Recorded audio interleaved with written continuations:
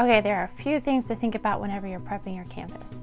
The canvas back, make sure the canvas is tight, make sure the canvas is level, and of course make sure it's clean. I'm going to prep the canvas by taping off the back with painter's tape. This is just an extra step that I like to do.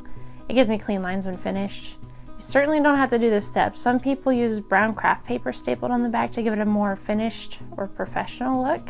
Here's a completed piece that was taped off on the back. Like I said, it's an extra step, but I really do like those clean lines. Okay, I like to tear the tape at an angle to help me get really precise corners.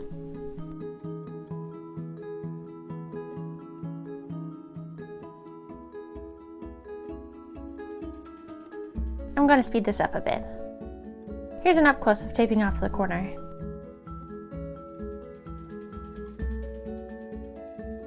I complete all the corners, then I tape off the long sections in between, and then I press firmly along the edge of the tape all the way around. This is painter's tape, but it's on canvas, so sometimes I've gotten bleed through. So I take Mod Podge, which is a craft glue and sealant, and the purpose of it is to seal off where the tape meets the edge of the canvas, so this prevents the leakage. So here's the Mod Podge, and I apply it with a popsicle stick because it's easy to dunk in the jar.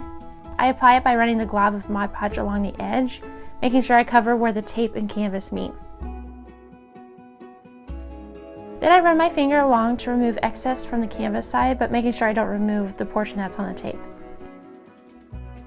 Here's an up close.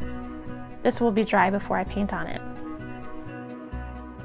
I use cups to raise my canvas off the table so the paint can drip off. It's important to make sure your canvas is absolutely level and taut. I use a spray bottle to mist the back, and that usually makes the canvas really tight so it's not sagging in the middle. So I use my level to check both horizontal and vertical directions from the middle. It looks like on this one I need to raise up the top.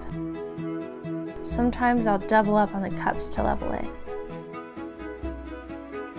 Might need to add a popsicle stick underneath to it as well. There. And then I recheck both directions to make sure it's still level.